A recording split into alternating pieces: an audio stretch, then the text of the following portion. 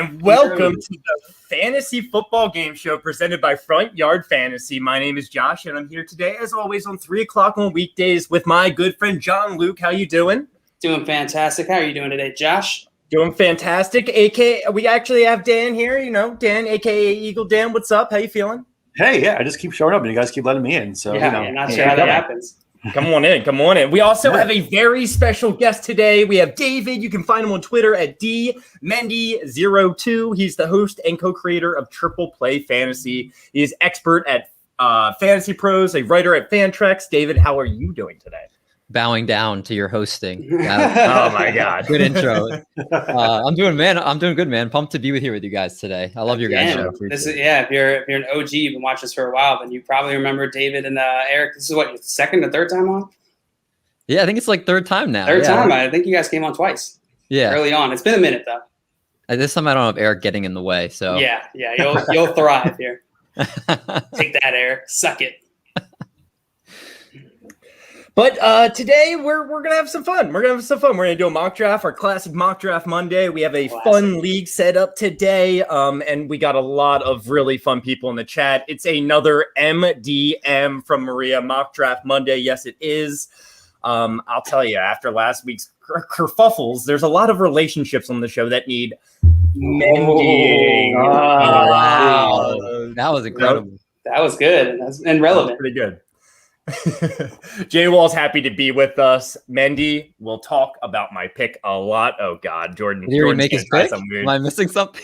I have no idea. We'll see. I assume that he's going to do something a little weird. Oh, yep. All right, we'll let that go. There were kerfuffles aplenty last week. We're agreeing. That Dan. I think that will get anyone talking. Yeah, it's happening. Joey with happy Monday all. What up, Joey? Welcome in. Hey, Joey. Rick can't hang around today, but he pulled up so he could just say hi. What's up, Rick? It helps the algorithm, right? Help Anthony's saying, what's going on, gang? Is Simon back yet? No. He's never coming back, guys. No. Never. He's kidnapped. He's kidnapped. He's gone. And we're not paying the ransom either, so it's over for him. Wouldn't it, even if we had it? Exactly. All right, Jay saying he went to go live in a small hut off the island of St. Lucia. That sounds lovely, honestly. That's actually Marty coming in saying, "Sup, everybody." We wish him well.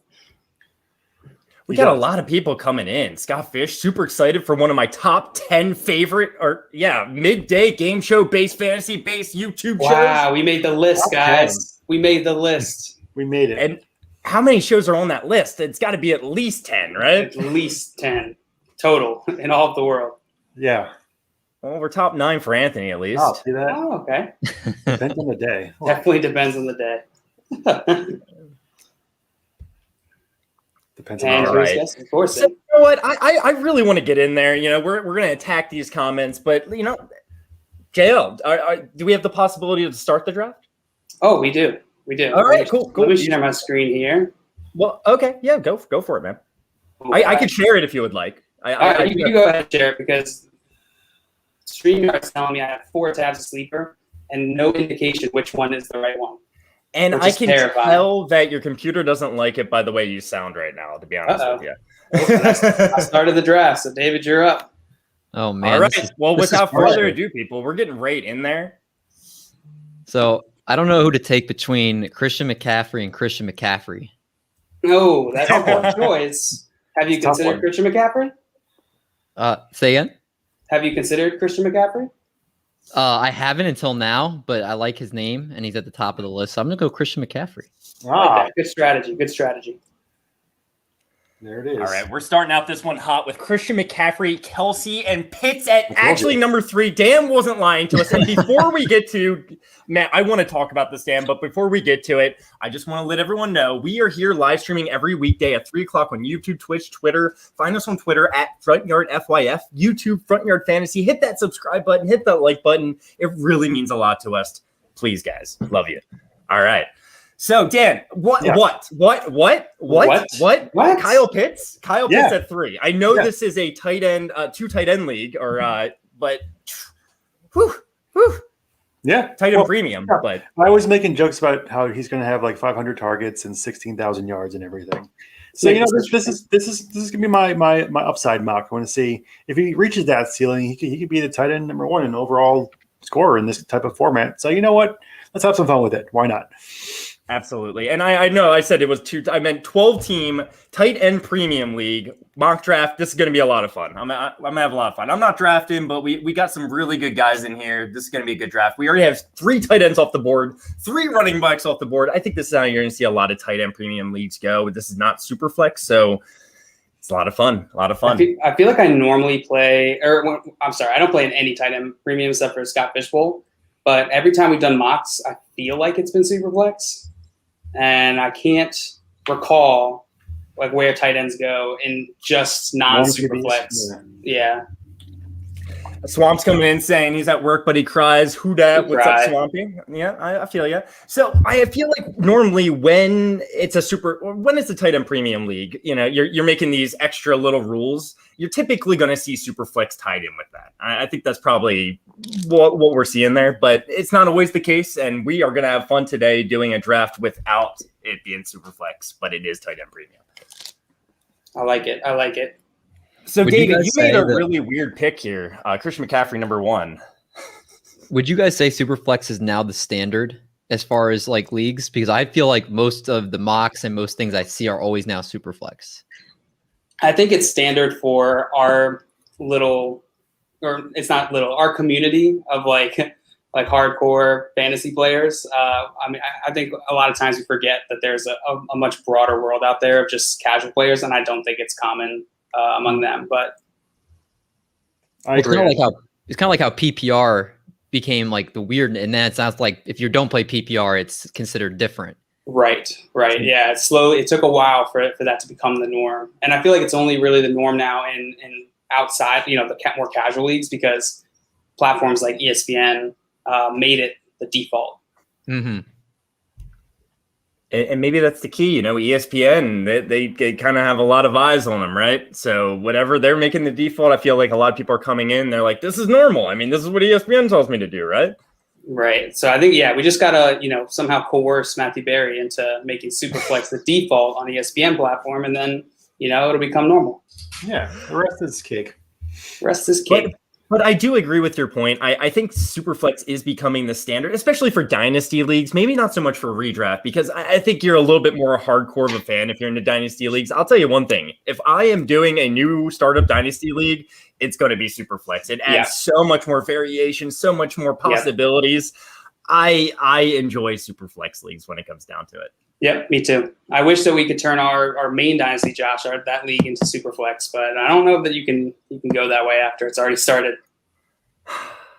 There are a couple of different paths you could take, but it's a lot of work, right? You can determine like 3 years down the road, maybe you want to make it a Superflex league, but I like what we've got going on in our league. Let's keep it as it is. I think if you're starting a Superflex league, you start a new league.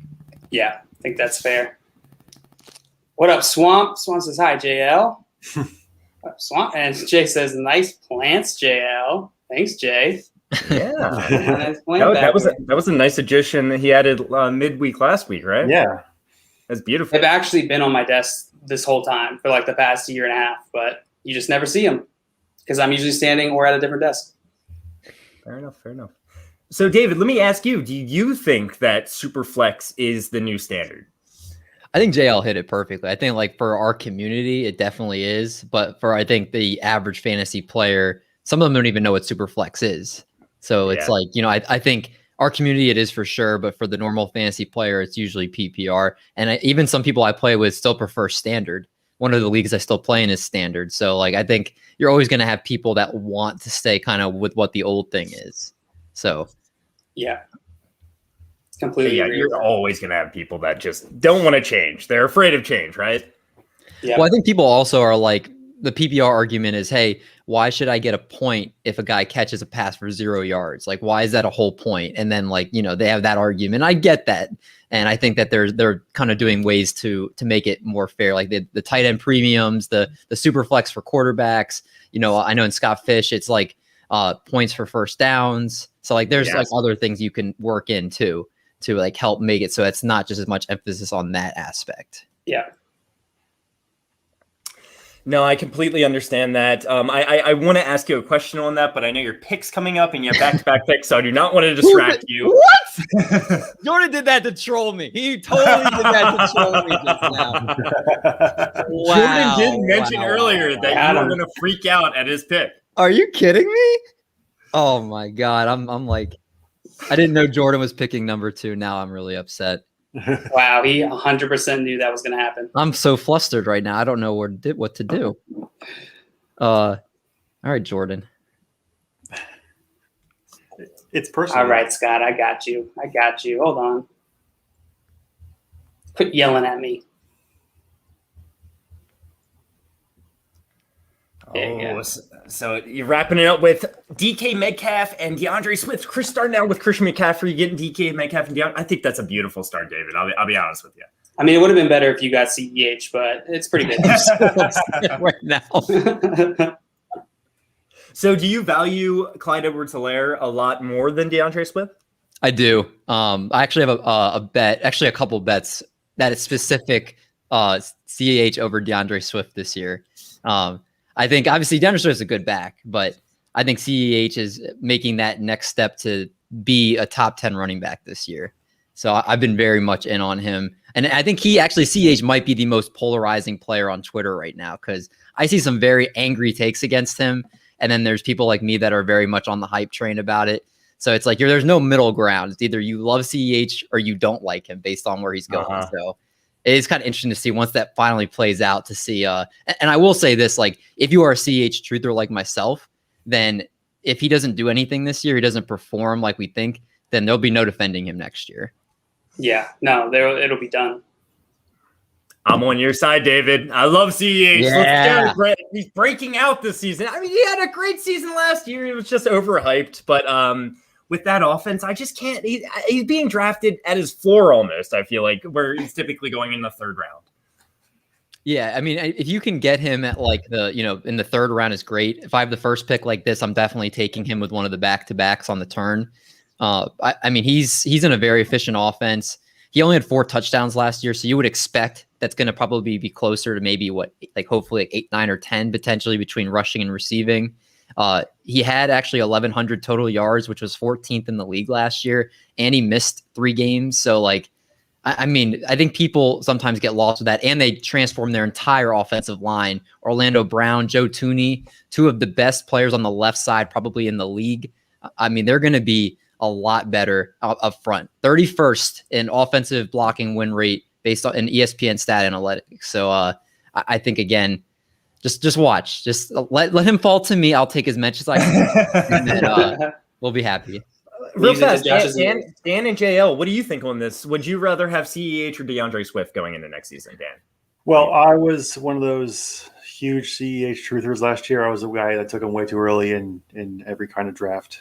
But I think it's been a massive overcorrection going into this year. I think, it's well publicized how he didn't have that much, success around the goal line. But I think with a better line and like was said before, he's definitely going to, like David said before, he's definitely going to be better this year. I mean, people are drafting him like he was a bum, and he wasn't. He still performed pretty well. He just didn't perform to where people were drafting him. But I think it's a huge bounce back year. He's in an elite offense with an improved line. And honestly, Detroit's a dumpster fire. I mean, they have nothing going for them really, except, I mean, Swift might catch a bunch of targets but that's about it, really. I mean, they have no receivers to, help with the running game out. They have Hawkinson, but he's more receiver than blocking. I don't think they're going to keep him in blocking very much because he's their best guy, receiving. So there's not much going for Swift, and CH has a ton of upside still. So I'm definitely going CEH in that argument. How about you, JL? CEH? Yeah, I'm going CEH as well. Love it. And, I've been ignored in the comments long enough. Z2 said, what a Monday it's been, boys. And now this, let's go. I actually saw on Twitter that I believe JJ Watt liked the graphic that you put together. Is that correct? That's what happened? That's awesome. Oh, that's pretty dope. Dude, Toby's is the best in the game. Like his graphic, I mean, he's a great dude, and I don't think anybody knows how smart he is at fantasy baseball too. But he is like one of the best dudes. Oh yeah, he's a great fantasy baseball guy too. Like one of the best dudes out there. Let's go. Man. No, yeah, he's been coming. He's been one of the OGs coming into our stream. I respect. I love you, Z2. I love you. Yeah, Man. man. I love the progression of that sentiment. I respect. I love. I just love you. Dan, you bring any bacon? Bring any bacon today? I ate it for breakfast. Sorry. You messed up. Save it next time. Ask David if he likes the word association game. Do you like the word association? I'm still having like horror thoughts from that. Like he asked me the things that hurt me the most. It was very hard to get over. I forgot what they were, but like each one was brutal. Like I was bracing myself and I was like, I still wasn't prepared for it. I got you. I see a tripping hazard on the stair. Yep, with a wonderful slogan. Trading is fun, boys. It's fun. Trading is fun. Smiley Put this face. back over here on my stairs. LFG. Yeah, I agree. I like the intensity. Man, Swamp stole my pick. He stole it. Stole it. Right So off you the wanted line. David, huh? Call up Wanted David. David. Yep, I love all Davids. I know Jay's going to screw him with his pick because he always does at some point in the draft. I think it's 6 coming. seconds, It's Jay. gonna pick. Today, Junior. Panic. Oh no! Uh-oh. Oh, Julio. Julio Jones. It was an auto pick. It was an auto pick. Oh no. So Anthony came in and said way too early, tight end premium or not, in my opinion, for tight ends. He's saying. What do you guys think about that? Do you think this is too early for tight ends? He's wrong. He's wrong. What do you think, JL? Is that too early, or are you okay where the tight ends are going? So I'm assuming it means the first round ones. That was sort of what I was alluding to before, is that I don't have the best gauge. This could be pretty early compared to if you're just doing this type of draft at your home league, they might not go that early. Mm-hmm. My like I said, I don't play in any tight end premium leagues currently, apart from Scott Fishbowl, but I would think that running backs are still going to be king here. I don't know that. I think that boost is probably going to give the tight ends an advantage. It's going to give Kelsey a bit of an advantage, but for the other tight ends, I'd say it might give them an advantage over the other wide receivers. But even so, I think running backs are still going to be king here, and so I would expect to see more running backs in the first round than what happened here. I see that David's on the clock. He has back-to-back picks, so I will not bother him there. For me, my opinion is I think this is fine. If you're in a tight end premium league, you're going to see tight ends go in the first round. Kyle Pitts at the 103. Dan, no offense to you. I think you knew it was a bit of a reach, but it's a fun pick. I admit it's upside. I admit it. But if it hits, it's going to look great. That's all I'm saying. And I'll make this point, like you'll see in many drafts, regardless of tight end premium or not, once a run starts to build, you feel that pressure. People are going to start reaching a little bit. And maybe that's kind of what happened here. I'm not saying this is too early. I think this is appropriate. I think all these tight ends are going to be great. So, but I like the point that JL made. Maybe this separates them from the wide receivers more than the running backs, because you need to start 2 running backs regardless. Mm-hmm. So, and there's a lot of depth at wide receiver. Yeah. But hey, J. Wall Kittle at 9 makes him very happy. Yeah, that's a good pick. Comparing to where the other tight ends went, I think it's great value.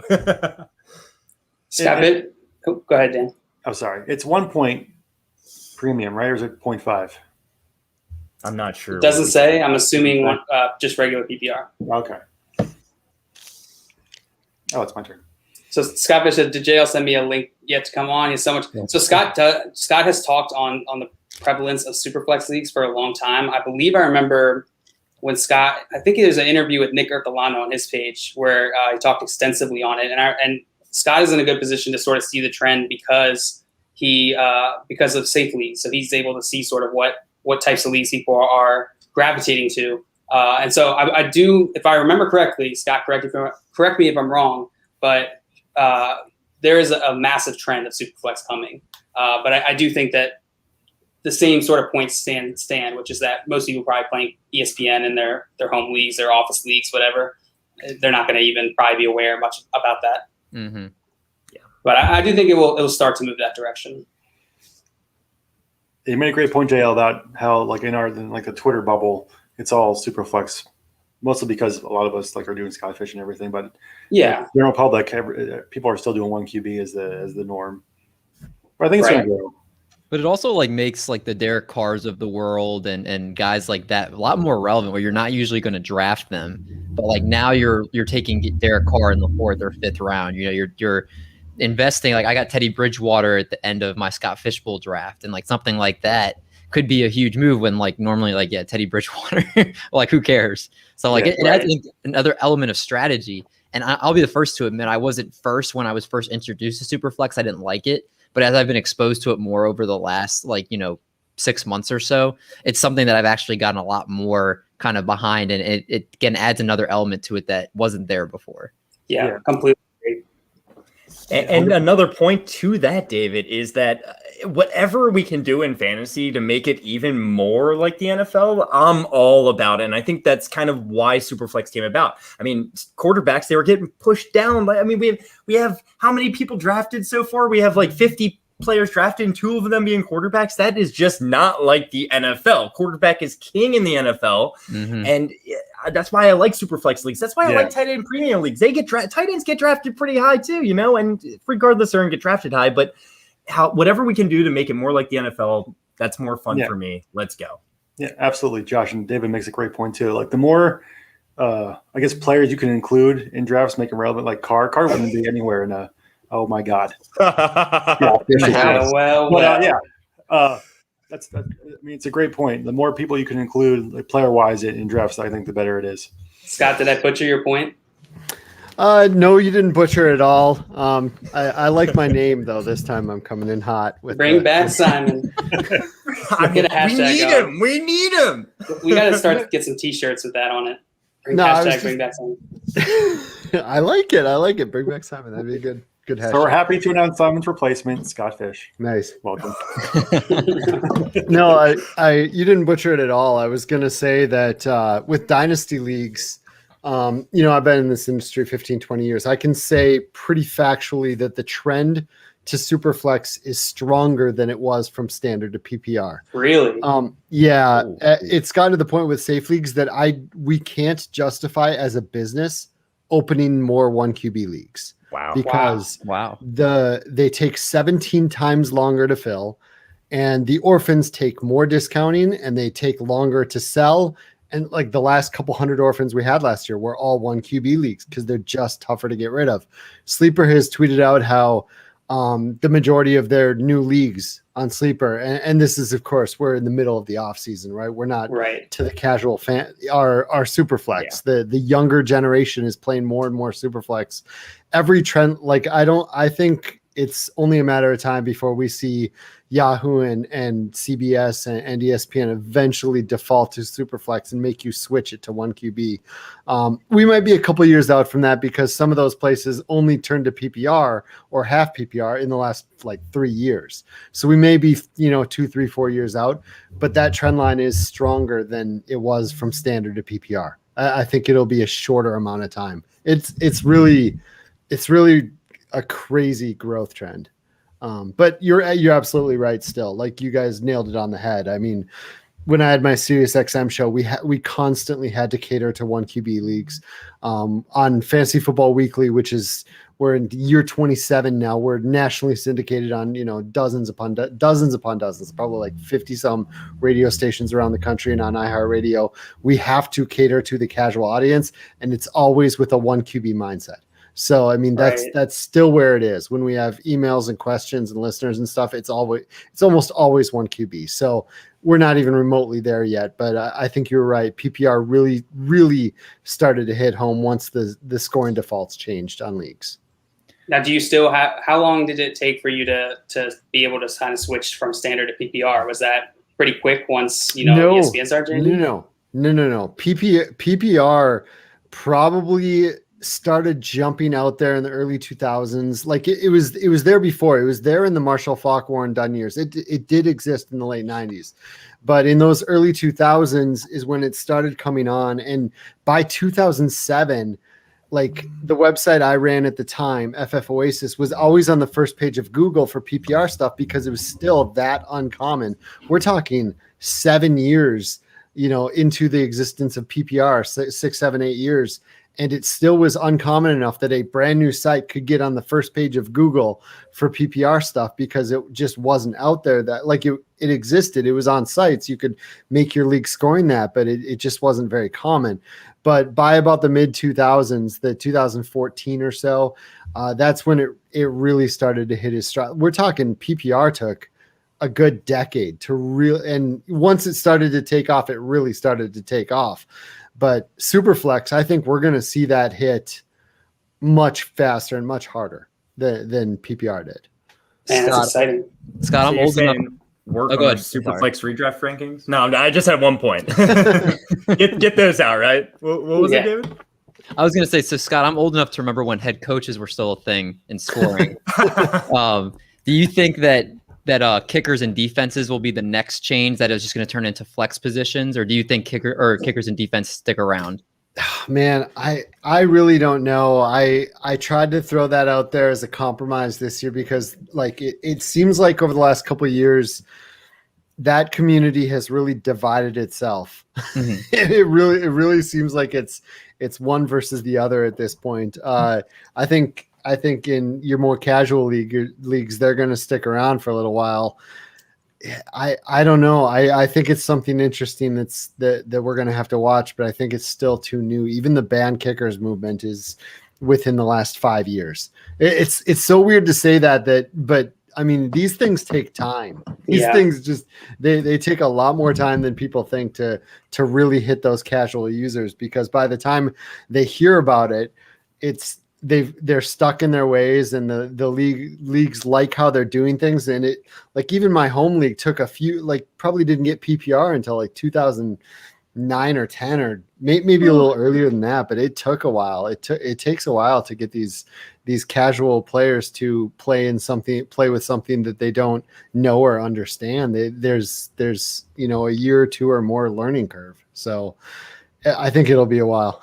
I still, Maria and her dad still bring up oh yeah, since you got rid of kickers, the defense is it's so normal to them to play with that it was still sort of jarring for them not to have that. And I think that's normal for casual fans. Go ahead. Oh, sorry, Scott.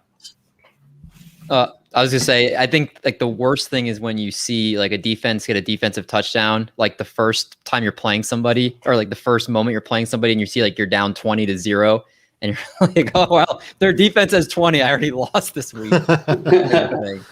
Yeah, those bottom down scoring ones where the yards and scores, the more that happens, the score goes down. Yeah, that is interesting to watch at. Yeah, for sure. Yeah, I'll tell you, my home league that we've been doing for about 15 years now, we just were able to get kickers out of the league last year. We've been pushing it for, probably about 5 years now, just like you were saying, Scott. And there's still guys that are complaining about it, going into this year. They're like, can we bring kickers back yet? So old habits die hard. I think you're absolutely correct there. I think people get stuck in their ways and they just want to just continue to do it like that. Or maybe they just want something to complain about. I'm not sure. Yeah. You never know. I do think for the most part, it's just casual users don't like change. It just takes a while. It'll get there. But yeah, I did have some data points on where Superflex has been going and where it's gone historically. And SFB has been Superflex since day one, 2010. So I feel like sites like 2QBs, when Sal ran it, and SFB, and there are lots of other things that have really pushed it out there. And I think it's just going to be more and more. Yeah, I completely agree. Well, I have a note to work on my Superflex redraft rankings. Keep pushing those out whenever I can. So let's go. I like it. I wanted to come back to something here that's very important. I threw up in my mouth a little bit when JL took Mixon over Gibson. Sorry to hear that. I'm okay with it. I would draft Mixon over Gibson. I just kind of wanted to get your quick hits on those guys. What do you think, David? I actually pulled up my rankings. I think they're close. I'm not as big a Gibson guy as others. I know I have Gibson as RB16. I think I've Mixon RB15. I'm a little worried about the turf toe. He never got surgery on it going into this year. Yeah. He also never has had consistent workload, even going back to when he was in college as a running back. So that part scares me a little bit. I'm not going that far to say like I would throw up in my mouth. I think they're very like they're around the same spot for me. So it's tomato. Dan, what do you think? Well, I think that Gibson is going to take the next step this year. I think that he's going to be involved more with the receiving work. I know they signed Samuel, so he's going to take some of that, and McKissick is still there. I know that Mixon gets a lot of overblown hate, but he is still like the guy there, so that counts for a lot too. But I mean, they're pretty close. I wouldn't say it's throw open mouth worthy at all. No, Throw open mouth worthy. And Scott, not last but not least, would you take Mixon or Antonio Gibson first? What do you think? I would take Gibson. I mean, he wears number 24, which is going to help as a running back. We all saw what happened with Nick Chubb when he changed numbers. He was like, I think 32 before, and he moved down and became a much better running back. So that's going to factor. I would probably take Gibson just because I think his ceiling's higher. I have them pretty close, but I just prefer the higher ceiling in Gibson. Looks like we're pretty split here. It looks like the two front yard fantasy guys are really the only two taking Mixon, though, if I'm not mistaken. David seemed pretty close. Yeah, they're like one spot apart for me. It's the wrong way to say it, but yeah, I'm very much 50-50 kind of. Yeah, no, I understand. I just think that Mixon being mostly alone in that backfield. I'm not saying Gibson isn't alone. He just has more pass catchers that can take away that kind of work from him, and I think Mixon is going to have a hell of a season this year.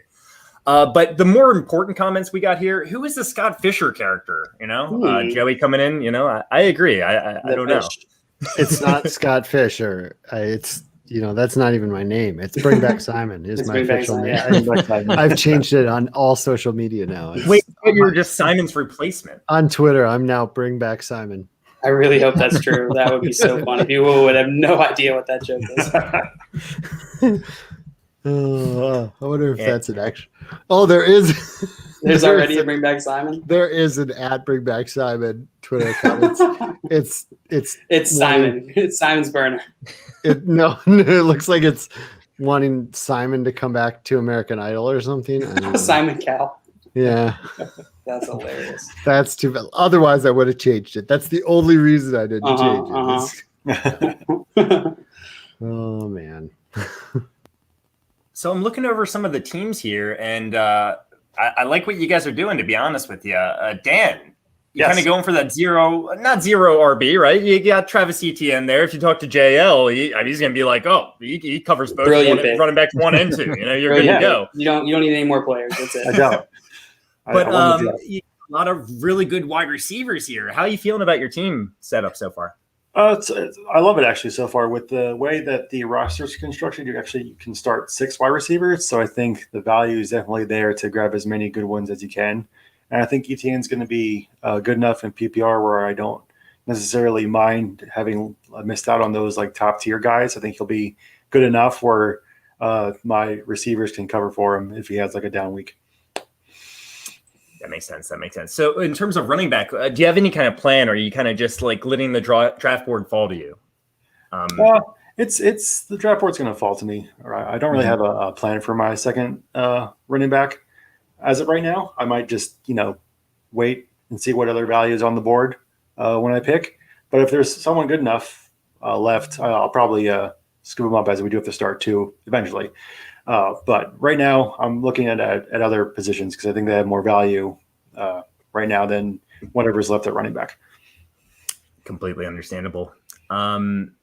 So, Scott, is there any draft pick that you kind of see on here that stands out to you as weird, or any team that you kind of like? Yeah, I was thinking about this when you were going through that. I'm thinking like this draft board, like everybody's team is so good. I am predicting the first ever. Every team is 7-7 with almost equal points. Wow. That's what's going to happen. Ever. The first ever league where everyone is 7-7. You're going to have to go down to like the 3rd tiebreaker because oh my god, it's going to be so close. So, I'm just thinking about odds and stuff. Is it possible that has happened before? Like, do you think Is there a world out there? I have not seen it. I don't ever. think so.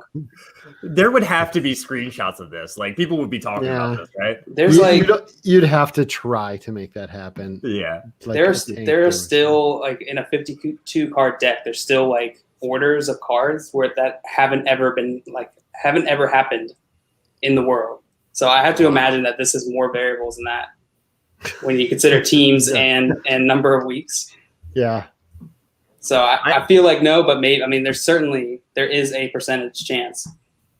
I was kind of thinking of this concept when we first started doing the Scott Fish Bowl, and I was like, hey, it'd be really cool if like someone had like almost the same team as me or like the same team. And then I was like, what am I talking about? That is like the most crazy, unrealistic thing ever. That, I mean, you won't even find a person with the same team on like ESPN, like, where they have millions of leagues. So, especially with 22 rounds, that'd be oh God.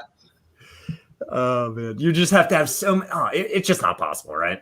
I don't think so. I don't think so.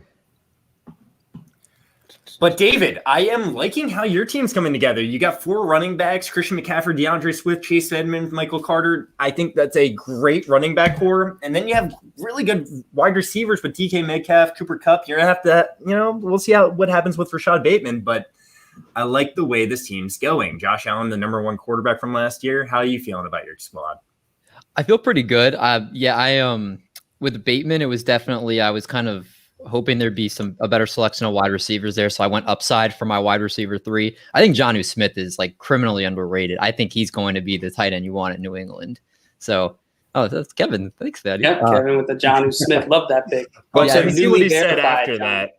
Newly verified Kevin with the Jonnu Smith. Love that pick.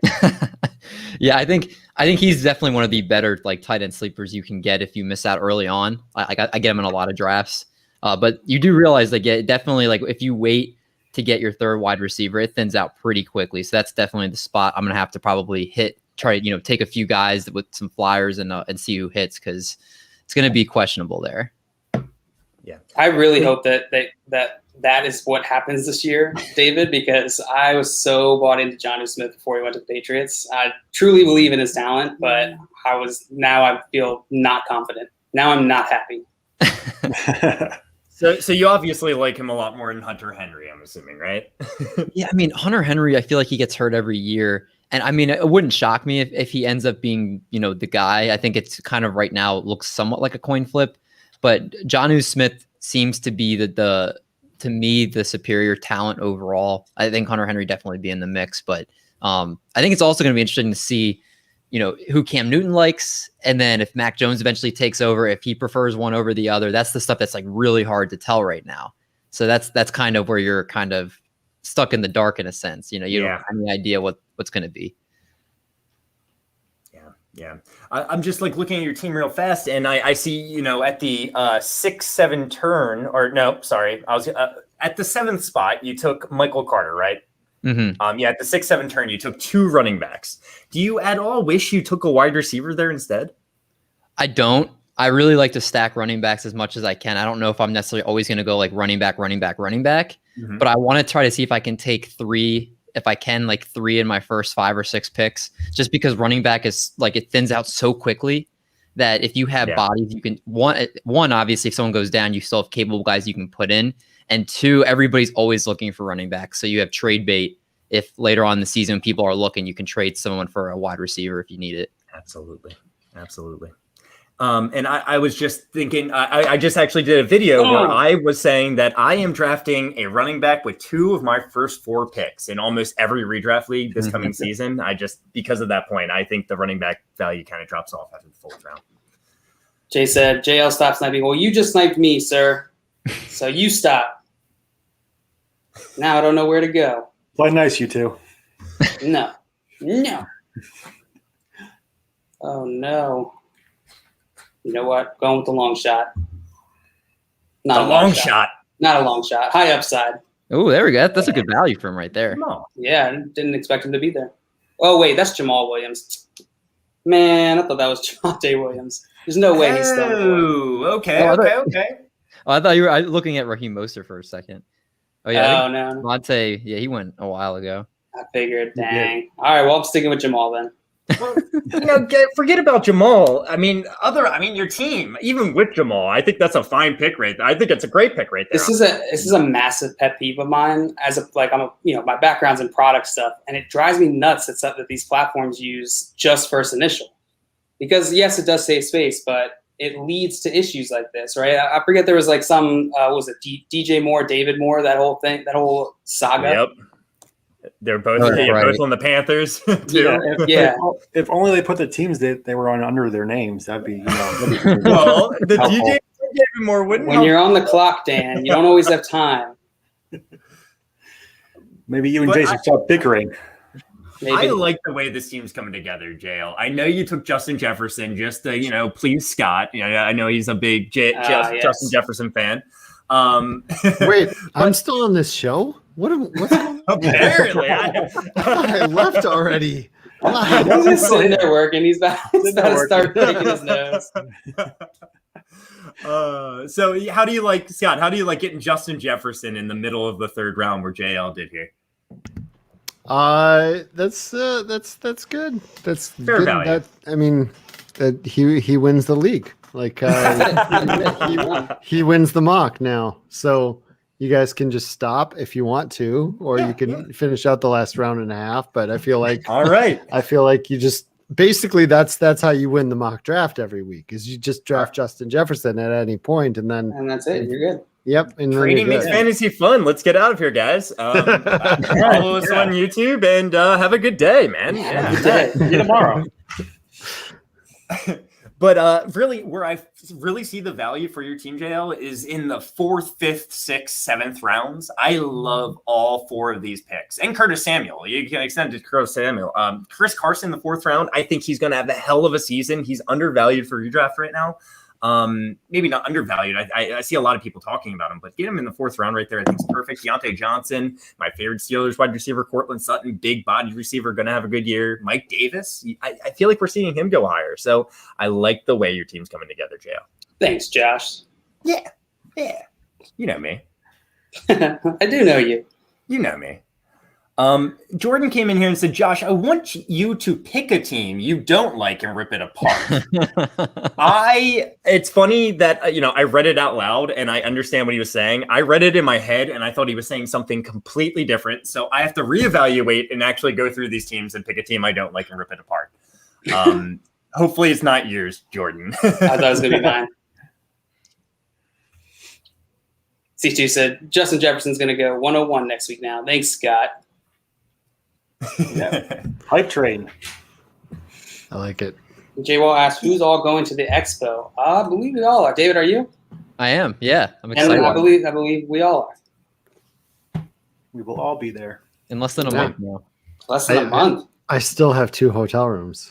I do. It's not a joke. I have 2 hotel rooms for your hammer mill party. Yep. I'll either cancel one or I'll there'll be someone who ends up going that doesn't have a room or something. I'll figure it out. Can't make it to the room. Yeah. I could cancel my room and just stay in your extra. I'll see which room I like better. Fair enough. It's tough trying to go through these teams and picking one you don't like. JL suitcase. Joey said he's traveling in my suitcase. That's true. It's just a big duffel bag, though. There you go. Not much protection. It's all good. I want to go back to a point that Bernard said earlier about IDP ever replacing team defenses. I hope so. I think that IDP adds like another whole layer of strategy, like David was talking about before, to teams. I'm in a couple of IDP leagues myself, and it's a lot of fun. It can be confusing because there's not like a standard of scoring like PPR, so it's tough for people. But if there ever was like a standard, I think it would help IDP a lot, getting more into like the mainstream. What do you think, David? For IDP? Yeah, you think IDP will ever replace team defenses as like the mainstream choice? I could see it. I think people definitely get fed up with the team defense, and everybody always takes it as the last pick or second to last pick anyway. But IDP adds another, again, talking about elements added in. Like if you're like, hey, Joey Bosa's, this much better than the next closest guy, or I don't know I'm not that's much familiar with the IDP rankings, but like, if what's his name? Can't even think of his name. But if those type of guys are like that much better, is it smarter to take them like in the 3rd round? You know, if they're giving you that much of an advantage, there's a lot more strategy that is incorporated. And all the IDP guys, I give the most credit in the world to, because again, knowing how to draft and how to value defense in like your drafts is a skill that I don't know and I don't have. Yeah. It's another thing to have to master. Linebackers. Always take linebackers. Linebackers are the Darius Leonard. That's what I was trying to think. Whoever gets all the tackles, that's who you want. Yeah. The tackle. It's like catches in a PPR. You know, you're kind of looking for a certain stat. I'll tell you one thing. I've done a couple IDP leagues. I haven't done them for years and years and years. But when I did it, and I think it was back in right around high school times, I looked at Madden and look at just people's Madden stats. And I put this on Twitter actually, and it actually went pretty well. Madden does a pretty good job scouting defensive players. Shout out EA. Yeah, shout out EA. Let's go. What do you think, Scott? Do you think IDP will ever be the main prevalent choice for fantasy? I hate to be this guy when Eagle Dan's on and his love for IDP, but I don't think there's a chance. The amount of people that play IDP has been consistently 10% or less forever. 2% of ESPN players play IDP, and it really doesn't grow. I think what we want, I think the things that we should focus on are just trying to grow it like the number of people that play it has grown, just not the percentage in relation to how many to all the fantasy players. Yeah, it's expanding with the general expansion of the people playing. Yeah. But I think there are things that, like, I don't think it'll ever be I think there's a chance for Superflex to be like PPR, like where it gets to the casuals. I don't think IDP gets there, but I also don't think we're done trying to grow it. I think like someone's got to come around and figure out a way to, make a scoring system and set up that is something casuals can enjoy and get their head around. It's really annoying because if you start them out on like 3 IDP players, it's really weak and it's not enough. And it's enough to give people a taste, but it's not like true IDP. And I don't know that you can convert those guys to, like, I play in 10 offensive, 11 defensive, which I think is a fairly common for a larger IDP, right, Dan? So, I don't know if you're converting the casual player you got to join a 3-player IDP league into the deeper league. And in the same boat, I don't know that shallow IDP is really true to IDP and really going to grow it just by getting, maybe it does a little bit, but it's going to be really tough. I think one of the things I've talked to people about is trying to figure out, I've wanted to run a side tournament to SFB that's just IDP or whatever. And there have been people who have been talked about doing tournaments that are just IDP, and there have been some. But the problem is, in our little Twitter community, all it's going to be, like, IDP in our Twitter community is huge percentage-wise compared to the casual public, right? All it's going to be is the people that already play in IDP are going to want to play in it, and you're not bringing in new people. Right. So that's the problem with that. I think a lot of the IDP people are going to have to get together and try to figure out a way that truly, like, from a business mindset, truly gets people that don't play IDP to try it, but then also convert into full IDP players. That's where the hang up really is at the moment. And there's just, because of all the different scorings and all the different lineup situations, it's a really hard hurdle to overcome for a casual player. But I think there's a ton of room for growth. It's just, we have to figure out a way to get casual users to get to that one hump and then jump over the next hurdle. And I think we're going to see some decent growth. It's just, we got to figure out how to get there. Yeah, I completely agree with that. I think that is it's spot on. And I think that there's those significant challenges to me. I don't see happening or us overcoming them probably in the next 5, maybe even 10 years, unless something changes. It'd be awesome though, because it'd be cool. I love that there's so many different types of formats. I don't know. What did you think about all that, Dan? I absolutely agree with what you said. I think you played out perfectly. I think that the 3-player IDP is like a dip in the pool, but you can't then turn around and throw 11 new players and have 21 starting rosters and have people expect not to have people be overwhelmed by that. Mm-hmm. So there just has to be, we have to find like a happy medium where they can, have like the training wheels of IDP, but then when you take them off, they don't like crash or like go over a cliff or something. Now when it be overwhelmed and be like, forget this, I don't want to play anymore. So if we can find that happy medium, I think it definitely could be, it could grow. I don't think it'll ever be probably as mainstream as, like you said, like Superflex is probably going to be, but it definitely has a lot of room for growth. I just think that a standard scoring can go a long way towards that as well. But you hit the nail on the head with all your points, definitely. Let's say when I did an IDP league, it's been years, like I already said. I feel like that's when the stat corrections matter most too, right? I felt like the week was never over. If we had a close week, I was like, oh, stat corrections. There's always like a 1 or 2 point swing here, 1 or 2 point swing there. Maybe there was a half tackle when it was actually just a full tackle, whatever. You know what I'm saying? So I think there's a lot more stat corrections. Is really what I'm trying to do. Yeah. Oh, it's probably way loud. Sorry about that. Oh man, well, we finished our draft. We did. It was beautiful. Good job. It was beautiful. We did finish a little early. David, what are you guys working on over at Triple Play? What's new over there?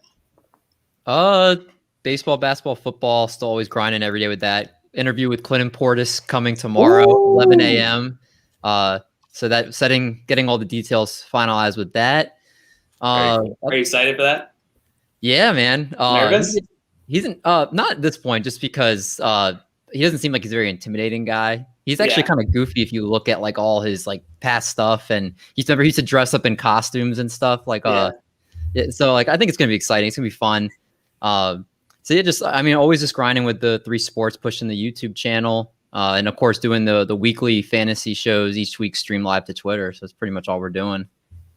Oh yeah. I saw some of Kevin's basketball videos have been blowing up too. You guys got some NBA content. Oh my God, dude. Kevin and then our guy, Coach James Lewis, they make some fire NBA videos. They're Cade Cunningham versus, I forgot the other guy, but they reached 10K on YouTube recently. They've been really, their basketball stuff is top notch. That's so dope. Yeah, make sure everyone watching go check out their channel at Triple Play Fantasy.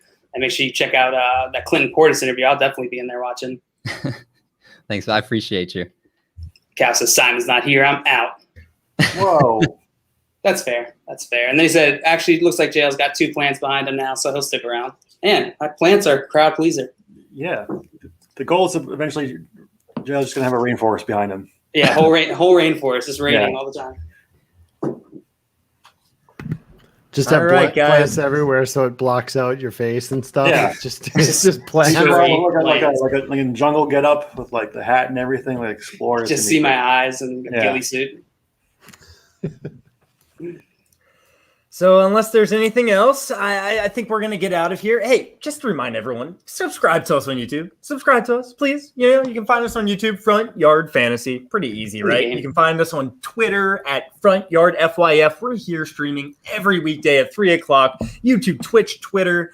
Come on, go follow us. You can find us individually. They're not up on the screen at the moment, but they just were. There they are. And David, we want to thank you again. Thank you so much for coming on. You made it a much better mock draft for us. Scott, thanks for adding your – seriously, it was awesome that you came in. You gave us that wrap-up on Superflex drafts. That was awesome. Thank you, Scott. Well, thanks for having me. It's good to see David on here. He's one heck of a host, by the way. If you ever watch his show or go on his show, he does his work, man. He does his research. He's a great host. He was one of the first. He is the first show I ever went on. Was their show, and I remember it. That was a long time. It was very bad. Definitely don't go back and look at it because I was not very good. But Simon was sitting here next to me, like trying to give me notes, and then I would just ignore them all and just say whatever I had to say. But no, he even back then, he's a fantastic host. So one of the best in the game. Oh, I appreciate all that. Thank you guys so much. And thank you for having me. This was a blast. It really was. It really was. Coming on. All right, people. Trading makes fantasy fun. Remember it. Yeah. I love you all. Goodbye. Goodbye.